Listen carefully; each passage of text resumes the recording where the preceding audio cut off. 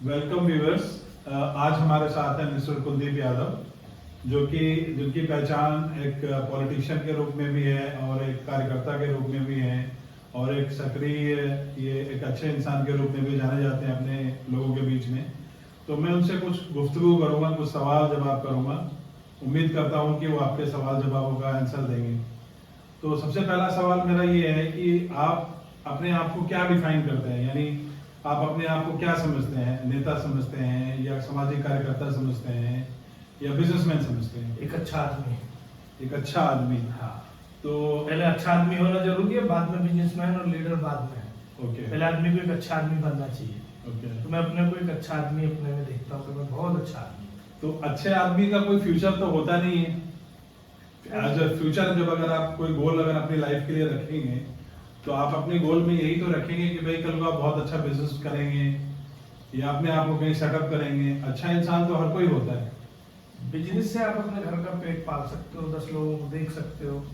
जहाँ तक पॉलिटिक्स का सवाल है, आप हजारों लोगों की मदद कर सकते हो, हजारों लोगों को रोजगार दे सकते हो। आपकी सोच पर डिपेंड करता है कि आपको करना क्या है। अच्छा, तो आप जो आज कर रहे हैं इसके पीछे करने का कारण क्या है? क्या आप ये करते क्यों हैं? ये तो मेरे बाय बर्थ, बाय ब्लड बोल लो, ये मेरे ब्लड में है।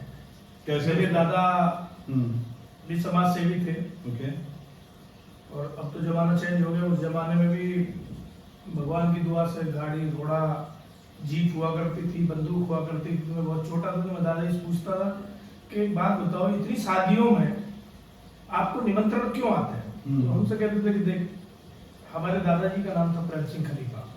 तो बोलते थे ये जो गाड़ी खड़ी है ना, और ये बंदूक को न्योता आता है। पहले अगर आपने बहुत गांव देखा हो डीपली, तो पहले साधन नहीं थे, बारात भी ट्रैक्टरों से जाती थी, किसी की दुल्हन लानी हो तो वो भी ट्रैक्टर से। तो एक क्रेज था। तो मैं बहुत छोटा था तो मैं सीखता था अपने दादाजी से बहुत बारीकियों से कि यार मैं अगर पुलिस में भी लग गया या कहीं जॉब पे भी चला गया तो मैं सिर्फ अपना परिवार पाल सकता हूँ, मैं लोगों की यार मदद नहीं कर पाऊंगा। जिस तरीके से दादाजी बैठते थे, आप मुझे बिलीव करो कि 20-20, 25-25 लोग शाम को खाना दादाजी के साथ में खाना ही है। शाम को चारपाइयां बिछ जाती थी, बैठक लग जाती थी, हुक्का लग जाता था गाँव वाला। तो मुझे वो वहां से मिला कि मेरा सेवा भाव में ज्यादा मन रहा कि मैं अगर मुझे कुछ करना है तो मैं अपना पेट तो पाल ही लूंगा। और भगवान की दुआ से हम लोग छोटे किसान, दूध का कारोबार, कभी हमने पैसे के ऐसे तंगी देखी नहीं कि हम बहुत गरीब रहे हों। सामान्य परिवार, अच्छा परिवार था, सोशल ब्लड में था, तो इसलिए मैं पॉलिटिक्स में गया। तो इसका देखिए, बुरे दिन तो आपके साथ आए होंगे या सिचुएशंस डिफिकल्ट हुई होगी, आपकी लाइफ में हमेशा हुई होगी, कभी ना कभी तो हुई होगी। तो आप उस डिफिकल्ट पोजीशन से निकलते कैसे हैं? पर डे आदत है। पर डे आदत है। वो बहुत पानी पीने वाला काम है। ओके। तो आप लाइफ की कोई स्ट्रेटेजिक प्लानिंग वगैरह ये सब नहीं करते हैं? बात प्लानिंग की नहीं है, बात है आपको करना क्या है। बहुत प्लानिंग करने से फेल हो जाती है। तो कुछ चीजें ऊपर वाले के ऊपर छोड़ के मैं निकल लेता हूँ। ओके। और होता क्या कि आजकल की जो जनरेशन है ना, वो गैप हो गया। जैसे हमें अपने दादाजी से बहुत लगाव था।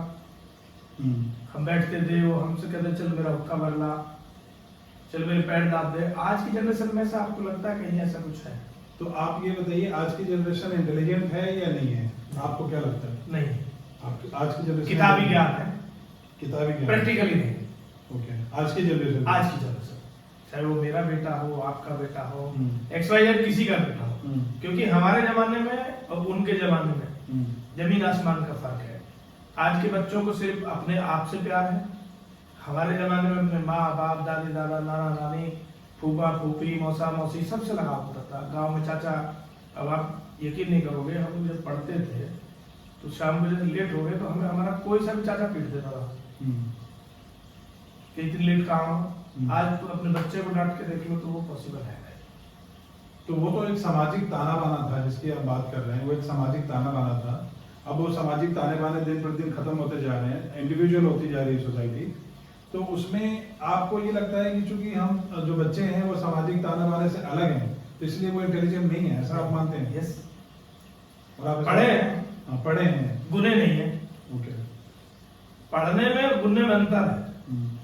भाई आपने किताबी ज्ञान लिया, प्रैक्टिकल किया नहीं, आपको याद है 10th 9th 12th में प्रैक्टिकल होता था पूरे साल की पढ़ाई के बाद, तो क्यों कराते थे प्रैक्टिकल?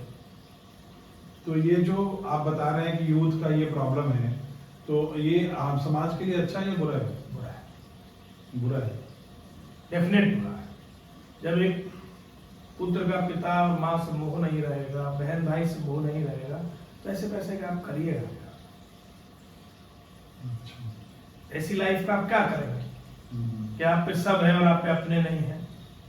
तो जो बच्चे, जैसे आजकल मैं देखता हूँ कि ज्यादातर बच्चे इंटरटेनमेंट इंडस्ट्री की ओर जाना चाहते हैं, इंटरटेनमेंट इंडस्ट्री की तरफ उनका झुकाव है, तो आपको जरा इंटरटेनमेंट इंडस्ट्री की जो रियलिटीज हैं उसमें रोल पाने के लिए या उसमें सक्सेस होने के लिए क्या पैरामीटर्स होने चाहिए अकॉर्डिंग टू यू? देखिए, किसी भी काम में जाने के लिए पहले आपको उसको पढ़ना पड़ेगा, करना पड़ेगा और आगे बढ़ना पड़ेगा। जहाँ तक इंडस्ट्री का सवाल है, इंडस्ट्री में रियल तो कुछ है ना, सब रील पे आधारित है। और आपने जितना पढ़ा है, आप किसी भी बड़े एक्टर को ले लीजिए, ऐसा नहीं है कि कोई भी बड़ा एक्टर आया हो और पैराशूट से निकल गया हो। वो आया होगा, धक्के खा के आया होगा, प्रैक्टिकल करके आया होगा, पढ़ के आया होगा, एक्टिंग सीख के आया होगा, तब वो आगे बढ़ा है। ऐसे कोई आगे बढ़, मुझे एक उदाहरण दे दीजिए मुझे कि एक फलाना आदमी भाई साहब बिना पढ़े लिखे आया और बिना पढ़े लिखे ये बड़ा एक्टर बन गया। कोई एक सिंगल उदाहरण आपके पास हो? नहीं, सब गए पढ़ लिख के, सब गए, कोई थिएटर से गया है, कोई मंच से गया है, कोई कहीं से गया है, गया लाइन से ही। ऐसे कोई नहीं है कि पाइपलाइन क्रॉस करके कोई आगे बढ़ गया, ऐसा किसी भी फील्ड में नहीं है, पॉसिबल ही नहीं है। तो एंटरटेनमेंट इंडस्ट्री में जो लड़के जैसे एजुकेशन को बाईपास कर देते हैं, एजुकेशन को बाईपास करके अपना करियर बनाने की कोशिश करते हैं, वो आपको लगता है कि ठीक है? दो चीज है, एक आप सोशल मीडिया की बात करें तो सोशल मीडिया में कुछ भी दिखता है, और अगर आप पर्टिकुलर सिनेमा की बात करें तो वहां तो पढ़ लिख के ही जाना पड़ेगा। पूरा प्रॉपर आप पढ़ेंगे, लिखेंगे, करेंगे, गढ़ेंगे, तब आप आगे बढ़ेंगे। अच्छा, आप जैसे ग्रास रूट लेवल पे काम करते हैं, ग्रास रूट लेवल पे काम करते हैं, नीचे स्तर के लोगों से मिलते हैं, नीचे स्तर के लोगों में के साथ रहते हैं, तो आप मुझे ये बताइए ग्रास रूट लेवल में काम करने में सबसे बड़ी परेशानी क्या होती है? आनंद है। आनंद है, कुछ नहीं, कोई परेशानी? जितना प्यार प्रेम आपको नीचे से मिलेगा, इतना प्रेम आपको ऊपर नहीं मिलेगा।